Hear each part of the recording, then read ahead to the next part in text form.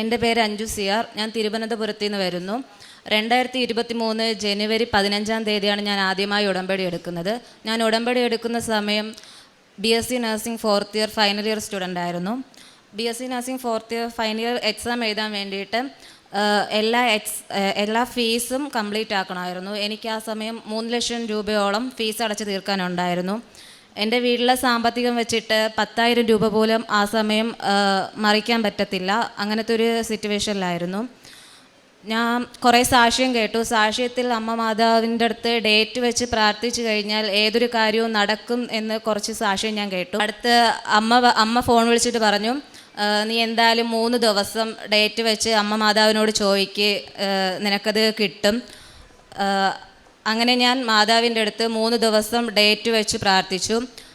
Date വെച്ചതിൽ 3-ാം ദിവസം, അതായത് ജനുവരി 30, 31, ഫെബ്രുവരി 1-ാം തീയതി. ഫെബ്രുവരി 1-ാം തീയതി പ്രിൻസിപ്പൽ ഉച്ച കഴിഞ്ഞിട്ട് എൻ്റെ അടുത്ത് പറഞ്ഞു, എന്നെ ഓഫീസ് റൂമിലോട്ട് വിളിച്ചു. അപ്പോൾ എൻ്റെ ക്ലാസ് റൂം വരുന്നത് ഫസ്റ്റ് ഫ്ലോറിലാണ്. അതിനോടടുത്ത് ചെയ്യുന്നൊരു ചാപ്പലുണ്ട്. ആ ചാപ്പൽ ക്രോസ് ചെയ്തിട്ട് വേണം പ്രിൻസിപ്പളിൻ്റെ റൂമിലോട്ട് പോകാൻ വേണ്ടിയിട്ട്. അങ്ങനെ ഞാൻ പ്രിൻസിപ്പളിൻ്റെ റൂമിലോട്ട് പോകാൻ നേരത്ത് ചാപ്പലിൽ നോക്കിയിട്ട് അമ്മേൻ്റെ അടുത്ത് പറഞ്ഞു, 3 ദിവസം ഞാൻ ഡേറ്റ് വെച്ച് പ്രാർത്ഥിച്ചു എല്ലാവരെ പോലെ, ഇന്ന് 3-ാമത്തെ ദിവസം പ്രിൻസിപ്പളിൻ്റെ മുമ്പിൽ നിന്ന് എന്നെ കരയിപ്പിക്കല്ലേ, എനിക്കെങ്ങനെയും ഒരു വഴി കാണിച്ചു തരണം എന്നും പറഞ്ഞിട്ട് ഞാൻ പോയി. റൂമിൽ കയറാൻ നേരത്ത് പ്രിൻസിപ്പൽ ചിരിച്ചുകൊണ്ട് വിളിച്ചു, അഞ്ജു കയറി വാ എന്ന് പറഞ്ഞിട്ട് പറഞ്ഞു, നീ ഒന്നുകൊണ്ടും പേടിക്കണ്ട, നേരെ ചാപ്പലിൽ പോയി ദൈവത്തിനോട് നന്ദി പറയേ, നിൻ്റെ 3 ലക്ഷം രൂപയോളം വരുന്ന ഫീസ് അടച്ചു, ദൈവം സഹായിച്ച ഒരു വ്യക്തി വഴി സ്പോൺസർ കിട്ടി. അങ്ങനെ 3 ലക്ഷം രൂപയോളം വരുന്നതിൻ്റെ ഫീസ് മുഴുവനോടെ അടച്ചു കഴിഞ്ഞു. ഇനി നിനക്ക് എക്സാം എഴുതാം, നീ എക്സാമിൽ മാത്രം കോൺസെൻട്രേഷൻ ചെയ്ത് പഠിച്ചാൽ മതി എന്ന് പറഞ്ഞു. അങ്ങനെ ഉടമ്പടി എടുത്ത് പ്രാർത്ഥിച്ചതിൻ്റെ ഫലമായി എൻ്റെ മുഴുവൻ ഫീസും അടച്ചു തന്നു മാതാവ്. എനിക്ക് കിട്ടിയ സ്പോൺസർ എങ്ങനെയാണ് കിട്ടിയെന്ന് വെച്ചാൽ, എൻ്റെ പപ്പ 10 വർഷത്തോളം ഗൾഫിലായിരുന്നു. അവിടുത്തെ കുറച്ച് പ്രശ്നങ്ങൾ കാരണം വീട്ടിലോട്ട് വിളിക്കാൻ പറ്റിയില്ല. അങ്ങനെ കോണ്ടാക്റ്റ് ഒന്നും ഇല്ലായിരുന്നു. പപ്പ വീട്ടിലോട്ട് വിളിക്കാൻ വേണ്ടിയിട്ട് കുറേ പരിശ്രമിച്ചു. പക്ഷേ ഞങ്ങളുടെ നമ്പരോ അങ്ങനെ ഒരു സാഹചര്യവും ഉണ്ടായില്ല. അപ്പോൾ നമ്മൾ തമ്മിലുള്ള കമ്മ്യൂണിക്കേഷൻ ഇല്ല. എൻ്റെ ഫ്രണ്ട് വഴി ഞാനൊരു FB പേജ് പരിചയപ്പെടുകയും അതിൽ ബഹ്റൻ മലയാളീസ് എന്ന് പറയുന്ന ഒരു പേജ് പരിചയപ്പെട്ട് അതിൽ റിക്വസ്റ്റ് ഇട്ട് അതിൽ പോസ്റ്റ് ഇടുകയും ചെയ്തു. ഇതുപോലെ എൻ്റെ പപ്പ ബഹ്റനിലാണ്, വിളിക്കാനോ ഒന്നിനും പറ്റുന്നില്ല, ഇതെൻ്റെ ലാസ്റ്റ് ചാൻസാണ്, വീട്ടിൽ പപ്പ വേണം, പപ്പയെ കണ്ടിട്ട് കുറേ നാളായി, അങ്ങനെ പറഞ്ഞിട്ട് ഞാൻ ഒരു പോസ്റ്റ് ഇട്ടു. പോസ്റ്റ് ഇട്ട് 3 ദിവസത്തിനുള്ളിൽ അവിടുത്തെ എംബസി എന്നെ വിളിക്കുകയും ഇതുപോലെ പപ്പയെ കണ്ടുപിടിച്ചു, നാട്ടിലോട്ട് വിടുക എന്ന് പറഞ്ഞു. അങ്ങനെ കുറേ പേര് എന്നെ ആ പോസ്റ്റ് ഇട്ടതിന് ശേഷം വിളിച്ചായിരുന്നു. ആ പോസ്റ്റിലുള്ള എന്നെ വിളിച്ച ഒരാളായിരുന്നു എൻ്റെ സ്പോൺസറും പ്രാർത്ഥിച്ചു കൊണ്ടിരുന്നത്. അതായത് ഞാൻ 3 ദിവസം ഡേറ്റ് ഇട്ട് പ്രാർത്ഥിച്ചതിൽ ഫസ്റ്റ് ദിവസം ഞാൻ മാതാവിൻ്റെ അടുത്തിരുന്ന് പ്രാർത്ഥിച്ചപ്പോൾ എൻ്റെ മനസ്സിൽ ഇന്ന ഒരു വ്യക്തിൻ്റെ പേര് വന്നിട്ട് പറഞ്ഞു, നീ എന്തായാലും മെസ്സേജ് ഇട്.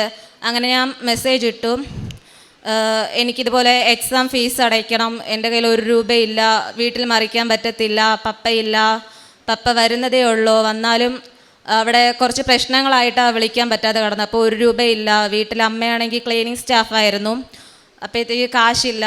അപ്പം അങ്കിൾ പറഞ്ഞു, എനിക്കറിയത്തില്ല, മോള് പ്രാർത്ഥിക്ക്, പ്രിൻസിപ്പളിൻ്റെ നമ്പർ തന്നേക്ക്, ഇത്ര മാത്രമേ പറഞ്ഞുള്ളൂ. 3-ാം നാളായപ്പോൾ പ്രിൻസിപ്പൾ വിളിച്ചു പറഞ്ഞു, മോളുടെ ഫീസെല്ലാം അടച്ചു. അങ്ങനെ എൻ്റെ ഫീസ് അടച്ചു. അത് കഴിഞ്ഞിട്ട് 4th ഇയർ എക്സാം എഴുതണമെങ്കിൽ 3rd ഇയർ വരെ നമ്മളെല്ലാം എക്സാം പാസ്സായിരിക്കണം. എനിക്ക് 3rd ഇയറിലെ ഒരു സപ്ലൈ ഉണ്ടായിരുന്നു. അതിൽ പാസ്സായാൽ മാത്രമേ എനിക്ക് 4th ഇയർ എക്സാം അറ്റൻഡ് ചെയ്യാൻ പറ്റത്തുള്ളൂ. എൻ്റെ ഉടമ്പടി പുതുക്കേണ്ട ദിവസം വന്നു. വെള്ളിയാഴ്ച ഞാൻ ഉടമ്പടി പുതുക്കണം. ബുധനാഴ്ച അന്ന് ചേച്ചിമാർക്ക് റിസൾട്ട് വന്നു, ചേച്ചിമാരുടെ സപ്ലി റിസൾട്ട് വന്നു. അതിലെല്ലാവരും പാസ്സായി. അപ്പം ഞാൻ മാതാവിനോട് പറഞ്ഞു, ഉടമ്പടി ഞാൻ പുതുക്കാൻ വരുന്നതിന് മുന്നേ എനിക്ക് എൻ്റെ റിസൾട്ട് വരണം, ഞാനതിൽ പാസ്സാവണം. ഒരിക്കലും റിസൾട്ട് അടുപ്പിച്ച് വരത്തില്ല. ചേച്ചിമാർക്ക് വന്നു കഴിഞ്ഞാൽ 1 ആഴ്ച കഴിഞ്ഞിട്ട് അല്ലെങ്കിൽ 2 ആഴ്ച കഴിഞ്ഞിട്ട് അടുത്ത റിസൾട്ട് വരത്തുള്ളൂ. മാതാവിനോട് പ്രാർത്ഥിച്ചതിൻ്റെ ഫലമായി, അതായത് ബുധൻ ചേച്ചിമാർക്ക് റിസൾട്ട് വന്നെങ്കിൽ വ്യാഴാഴ്ച എനിക്ക് റിസൾട്ട് വന്നു. 3rd ഇയർ സപ്ലി റിസൾട്ട് വന്നു. ആ ഒരു സബ്ജക്റ്റ് നല്ല മാർക്കോടുകൂടി ഞാൻ പാസ്സായി. അങ്ങനെ 4th ഇയർ ഫൈനൽ എക്സാം എഴുതാൻ വേണ്ടിയിട്ട് ഞാൻ കൺഫേമായി. അങ്ങനെ എക്സാം എഴുതാൻ നമ്മൾ ഹോസ്റ്റലിൽ 3 പേര് ചെന്ന് കമ്പൈൻ സ്റ്റഡിയാണ് നടത്തുന്നത്. കമ്പൈൻ സ്റ്റഡിയിൽ മൂന്ന് പേരും ചേർന്ന് ഉടമ്പടി പ്രെയർ ചെയ്യും. പിന്നെ ഞങ്ങളുടേതായ മധ്യസ്ഥ പ്രാർത്ഥന ചൊല്ലും. അത് കഴിഞ്ഞിട്ടായിരുന്നു പഠിക്കുന്നത്. അങ്ങനെ പഠിത്തം വളരെ കുറവായിരുന്നു. കാരണം 3 വർഷവും ഒരുപാട് പഠിച്ചു. രാത്രി ഉറക്കത്തില്ല, രാവിലെ നേരത്തെ എണീറ്റ് പഠിക്കും. പക്ഷേ എങ്ങനെ പോയാലും ഒരു സപ്ലി കിട്ടും. അതുകൊണ്ട് പഠനം കുറച്ചു, പ്രെയർ കൂട്ടി. എന്നാലും ബാക്കി പിള്ളേരൊക്കെ പറയും, നിങ്ങൾ 3 പേരും ഇവിടെ കടക്കത്തേ ഉള്ളൂ, എങ്ങനെയായാലും നിങ്ങൾക്കൊരു സപ്ലി വരും, നിങ്ങൾ പോവത്തില്ല എന്ന് പറഞ്ഞു. അപ്പോൾ മാതാവിനെ ഏൽപ്പിച്ച് കരഞ്ഞ് പ്രാർത്ഥിച്ചതിൻ്റെ ഫലമായി പഠിക്കുന്ന പുസ്തകത്തിൽ ഒപ്പിട്ട് പ്രാർത്ഥിക്കുമായിരുന്നു. അങ്ങനെ ജൂണിലാണ് റിസൾട്ട് വരുന്നതെന്ന് പറഞ്ഞു. ജൂൺ 16-ാം തീയതി എൻ്റെ ബർത്ത്ഡേ ആയിരുന്നു. അപ്പോൾ ഞാൻ അമ്മയോട് പറഞ്ഞു, ജൂൺ 16 എൻ്റെ ബർത്ത്ഡേ ആണ്, എൻ്റെ ഈ വർഷത്തെ ബർത്ത്ഡേ സമ്മാനമായിട്ട് എന്നെ അതിന് മുന്നേ റിസൾട്ട് വരണം, 4th ഇയർ ഞാൻ പാസ്സാവണമെന്ന് പറഞ്ഞു. അമ്മേ മാതാവ്, എനിക്ക് ജൂൺ 13 എൻ്റെ 4th year BSc nursing result വന്നു. ഞാൻ ഫുൾ പാസ്സായി. ഞാൻ മാത്രമല്ല, എൻ്റെ കൂടെ പഠിച്ച 3 പേരും ഫുൾ പാസ്സായി. ഇതായിരുന്നു എൻ്റെ 3ാമത്തെ സാക്ഷ്യം. അടുത്തത് എല്ലാവർക്കും ഉള്ള പോലെ തന്നെ സ്വന്തമായിട്ടൊരു ഭവനം, അതാണ് അടുത്തതിൻ്റെ ഒരു സ്വപ്നമായിരുന്നത്. 10 വർഷങ്ങൾക്ക് മുമ്പ് ഞങ്ങൾക്കൊരു ചെറിയ വീടുണ്ടായിരുന്നു. അതിൽ ഇടി വീഴുന്നു. ഇടി വീഴുന്നതിന് ശേഷം ഞങ്ങൾ പഞ്ചായത്തിൽ വീടിന് വേണ്ടി അപേക്ഷിച്ചു. എല്ലാവരെ പോലെ തന്നെ ഞങ്ങളും പഞ്ചായത്തിന് വേണ്ടി കുറേ ഓടി, കിട്ടിയില്ല. പഞ്ചായത്തിൽ റാങ്കിൽ വരും, ലിസ്റ്റിൽ വരും, 3-4 ലിസ്റ്റിൽ പേര് കിടക്കും. പക്ഷെ ഞങ്ങളതാവുമ്പോഴത്തേക്ക് അത് വീണ്ടും ലിസ്റ്റ് മാറും, റീലിസ്റ്റ് ആവും, ഞങ്ങൾക്ക് കിട്ടത്തില്ല. ലാസ്റ്റ് ആയപ്പോഴത്തേക്ക് 3ാമത് വീട് കടന്നു. അതെന്തായാലും കിട്ടുമെന്ന് പറഞ്ഞു. അങ്ങനെ പ്രതീക്ഷിച്ചിരുന്നപ്പോൾ അതേ പേരിലുള്ള വേറൊരാൾക്ക് ആ വീട് പോയേ. അങ്ങനെ ആ പ്രതീക്ഷയും പോയി. അപ്പം അമ്മ പറഞ്ഞു, മനുഷ്യനെ പ്രതീക്ഷ വെച്ചാൽ നമുക്കൊന്നും കിട്ടാൻ പോകുന്നില്ല, മാതാവിനെ ഏൽപ്പിച്ച് പ്രാർത്ഥിക്കാം. ഇവിടെ വന്ന് ഉടമ്പടി എടുക്കുന്ന എല്ലാവർക്കും വീടെന്ന സ്വപ്നം സാക്ഷാത്കരിക്കുന്നത് കണ്ടിട്ട് ഞങ്ങളും ഇവിടെ വന്ന് ഉടമ്പടി പുതുക്കിയ സമയത്ത് ഫസ്റ്റ് നിയോഗം വീട് വെച്ചു. വീട് പൂർണ്ണമായി പണിതീർണമെന്ന് വെച്ചു. അങ്ങനെ അമ്മ നേർച്ച ഇവിടെ നിന്ന് തരുന്ന ഉപ്പ് വീടിന് ചുറ്റുമിട്ട് പ്രാർത്ഥിച്ചു. അതുപോലെ തന്നെ സന്ധ്യാപ്രാർത്ഥനയിലെ പച്ച തിരി കത്തിച്ചുള്ള പ്രാർത്ഥന വീടിന് പുറത്താക്കി. വീടിന് 4 ചുറ്റും ഓരോ ദിവസവും ഓരോ മൂല എന്ന രീതിയിൽ പച്ച തിരി കത്തിച്ചു പ്രാർത്ഥിച്ചു. മാർച്ച് ഫസ്റ്റിന് അമ്മയാണെങ്കിൽ ഒരു സ്വപ്നം കണ്ടു.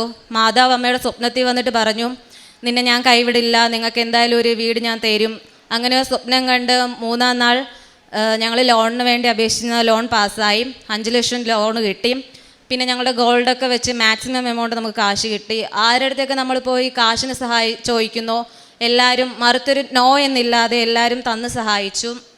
അതുമാത്രമല്ല, ഈ വീട് പൂശുന്ന സമയത്ത് സിമൻറ്റ് കുറവൊന്നു എടുക്കാൻ കാശില്ല കയ്യിൽ. അപ്പോൾ കടയിൽ അമ്മ പറഞ്ഞു, മാതാവിൻ്റെ കാശ് രൂപവും കൊണ്ട് കടയിലൊന്ന് ഉള്ള കാശ് കൊണ്ടു കൊടുക്കുക. അപ്പോൾ മാതാവ് നമുക്ക് മുന്നേ പോയി അതെല്ലാം ചെയ്ത് വച്ച നിലയിൽ ആ കടക്കാരൻ പറഞ്ഞു, ഉള്ളത് തന്നാൽ മതി, പിന്നെ നിങ്ങൾ കിട്ടുമ്പോൾ തന്നാൽ മതി എന്നും പറഞ്ഞ് നമുക്ക് സിമൻറ്റ് തന്നു.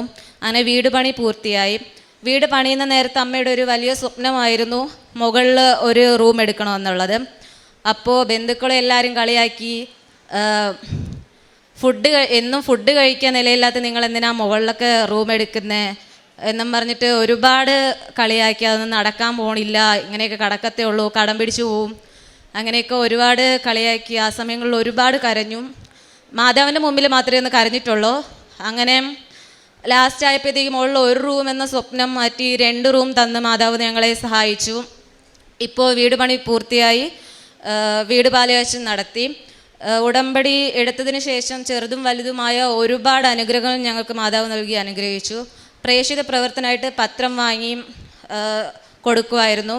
അതുപോലെ ചെറിയ കാശ് രൂപം ഞാൻ ഇവിടെ നിന്ന് വാങ്ങി കൂട്ടുകാർക്ക് കൊണ്ടു കൊടുക്കും. പരീക്ഷ എഴുതാൻ പോകുമ്പോൾ ഇത് കൊണ്ടുപോകണമെന്ന് പറയും. എൻ്റെ അമ്മയാണെങ്കിൽ പത്രം വാങ്ങിയിട്ട് എല്ലാവർക്കും പത്രം കൊടുക്കും. ഹോസ്പിറ്റലിലും ബസ് സ്റ്റോപ്പിലും പള്ളിയിലും എല്ലാവർക്കും പത്രം കൊടുക്കും. അതുപോലെ വെഞ്ചരിച്ച ഉപ്പും തേനും വാങ്ങിയിട്ട് ആരൊക്കെ എന്തെങ്കിലും സങ്കടം പറഞ്ഞാലും ഉടനെ പറയും, അമ്മ ഈ ഉപ്പ് കൊടുത്തിട്ട് പറയും, ഇത് വച്ച് പ്രാർത്ഥിച്ചാൽ മതി, നിങ്ങൾക്ക് കിട്ടും. ഞങ്ങൾക്ക് ഒരുപാട് അനുഗ്രഹം കിട്ടി. ഞങ്ങൾക്ക് കിട്ടിയതെല്ലാം അമ്മ അവരുടെ അടുത്ത് നിന്ന് പറയും. കേട്ടാലും കേട്ടില്ലെങ്കിലും അമ്മ വിളിച്ചു നിർത്തി എല്ലാവരുടെ അടുത്തും പറയുമായിരുന്നു. അമ്മ മാതാവ് ഞങ്ങൾക്ക് തന്ന ഈ എല്ലാ അനുഗ്രഹത്തിനും നന്ദി. ഉടമ്പടി എടുത്തതിന് ശേഷം രാവിലെ കുർബാനയ്ക്ക് പോകും. പ്രെയർ 5:30 എണീറ്റും. അത് ഞാൻ മാത്രമല്ല, എൻ്റെ ഫ്രണ്ട്സിനെ ഞാൻ എണീപ്പിച്ച് 5:30 പ്രെയർ, ഈവനിങ് പ്രെയർ. പഠിക്കുന്നതിന് മുന്നേ എന്തായാലും ഞങ്ങൾ 3 നേരം പ്രെയർ ചെയ്യും. കുമ്പസാരം കിട്ടുന്ന അവസരങ്ങളിലെല്ലാം പോയി കുമ്പസാരിക്കും. കിട്ടുന്ന സമയങ്ങളിലെല്ലാം ബൈബിള് വായിക്കും. ഇന്ന ബൈബിൾ അധ്യായമൊന്നുമില്ല, ഒരറ്റത്തിൽ നിന്ന് അങ്ങ് വായിച്ചു പോവും. ധ്യാനത്തിലെല്ലാം കൂടാറുണ്ട്, പള്ളിയിലുള്ളത്. ഇവിടത്തതും യൂട്യൂബിലുള്ള ധ്യാനം ഞാൻ കൂടാറുണ്ട്. സങ്കീർത്തനങ്ങൾ 96:3. ജനതകളുടെ ഇടയിൽ അവിടുത്തെ മഹത്വം പ്രഘോഷിക്കുവിൻ, ജനപദങ്ങളുടെ ഇടയിൽ അവിടുത്തെ അത്ഭുത പ്രവർത്തികൾ വർണ്ണിക്കുവിൻ. അഞ്ചു എന്ന ഈ മകൾ ഉടമ്പടി ജീവിതത്തിൽ ലഭിച്ച വലിയ അനുഗ്രഹങ്ങളെ ഈ അൾത്താരയിൽ പരിശുദ്ധമ്മയുടെ തിരുസന്നിധിയിൽ സന്തോഷത്തോടും നന്ദിയോടും സാക്ഷ്യപ്പെടുത്തുന്നു. മകൾ ആദ്യം സൂചിപ്പിച്ചത് 4-ാം വർഷം നഴ്സിംഗ് പഠനത്തിലേക്ക് എത്തുമ്പോൾ അവിടെ കോളേജിൽ കൊടുക്കുവാനുള്ള ഫീസ് ഒന്നും കൊടുക്കുവാനാവാതെ യാതൊരു വഴിയും കാണാതെ പ്രയാസപ്പെട്ട നാളുകളെക്കുറിച്ചാണ്. ഉടമ്പടിയിൽ എപ്പോഴുമുള്ള ഒരു പ്രത്യേകത, ഉടമ്പടി നമ്മൾ വിശ്വസ്തയോടെ ജീവിക്കുമ്പോൾ അമ്മ മാതാവ് നമുക്കെപ്പോഴും ദൂത് നൽകി സഹായിക്കും. ചില സന്ദേശങ്ങൾ നമുക്ക് നൽകിക്കൊണ്ടിരിക്കും. ചില സഹായകരെ നാം പോലും അറിയാതെ നമ്മുടെ ജീവിതത്തിൻ്റെ പരിസരങ്ങളിൽ ഒരുക്കിക്കൊണ്ടിരിക്കും. മകൾ പ്രാർത്ഥിക്കുമ്പോൾ ഒരു സന്ദേശം കിട്ടുന്നു, ഇന്ന വ്യക്തിയോട് ഒരു സന്ദേശം അയച്ചു നോക്കുകയെന്ന്. മകൾ ആ വ്യക്തി ഫോൺ നമ്പർ മാത്രം ചോദിക്കുന്നു, മറ്റൊരു ഉറപ്പും കൊടുക്കുന്നുമില്ല.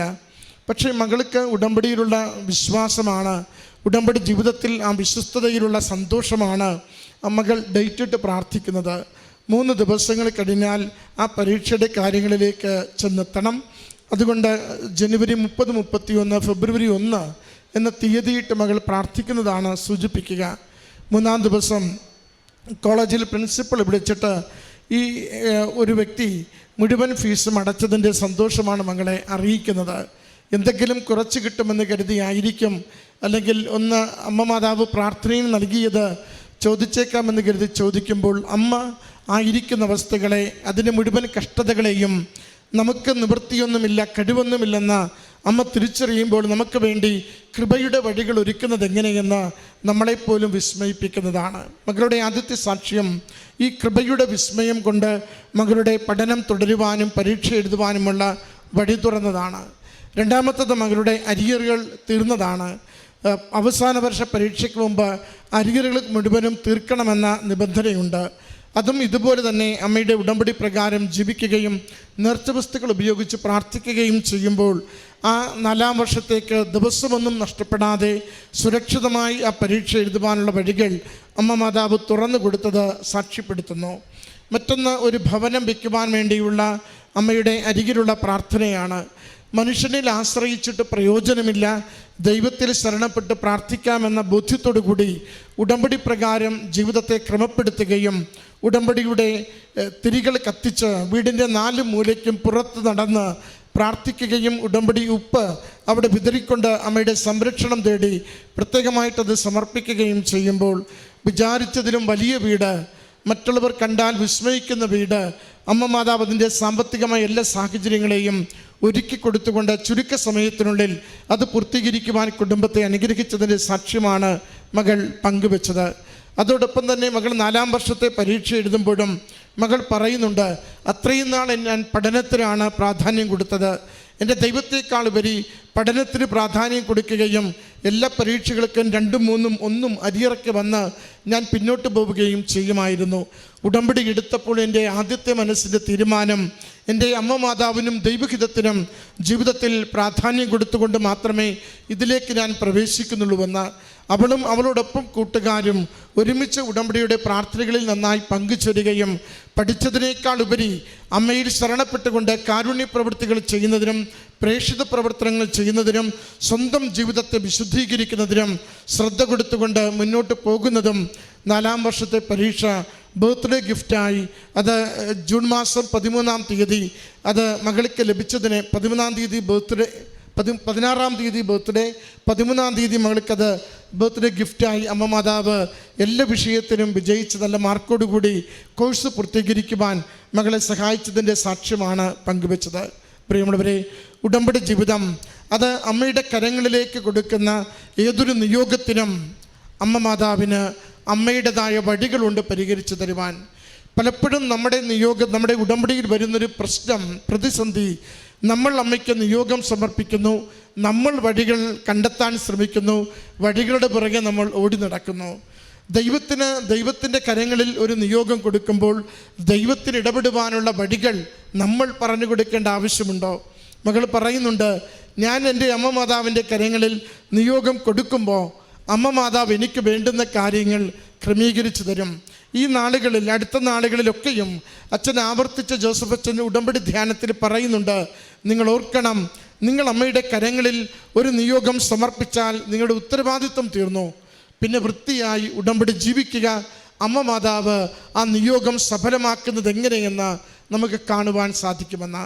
അതുകൊണ്ട് ഉടമ്പടി ജീവിതം ഒരു ഇടയ്ക്ക് തടസ്സമില്ലാതെ മുന്നോട്ട് നന്നായി നമുക്ക് തുടർച്ചയായി കൊണ്ടുപോകാനാവേണ്ട ഒരു ജീവിതക്രമമാണ്. അതിലൂടെ നമ്മൾ പുലർത്തുന്ന വിശ്വസ്തത, ദൈവനാമത്തെ മഹത്വപ്പെടുത്തുവാൻ കിട്ടുന്ന അവസരങ്ങളിൽ നമ്മൾ കൊടുക്കുന്ന സന്തോഷം, അത് നമ്മുടെ ജീവിത സാഹചര്യങ്ങളെ അനുഗ്രഹിച്ചു കൊണ്ടിരിക്കും. ഈ മകൾക്ക് ലഭിച്ച എല്ലാ നന്മകളെയോർത്ത് അമ്മ മാതാവിനും തിരുക്കുമാരനും നന്ദി പറഞ്ഞ് കരങ്ങളടിച്ച് ഈ സാക്ഷ്യം സമർപ്പിക്കാം. അത്യപൂർവ ദൈവാനുഭവങ്ങൾ ഇനി നിങ്ങൾക്കും സ്വന്തം. ഈ യൂട്യൂബ് ചാനൽ ഇതുവരെ സബ്സ്ക്രൈബ് ചെയ്തിട്ടില്ലെങ്കിൽ ഇപ്പോൾ തന്നെ സബ്സ്ക്രൈബ് ചെയ്യുക. ഈ വീഡിയോ ഇപ്പോൾ തന്നെ നിങ്ങളുടെ സുഹൃത്തുക്കൾക്ക് ഷെയർ ചെയ്തുകൊണ്ട് കർത്താവിൻ്റെ പ്രേക്ഷിതരാകുക.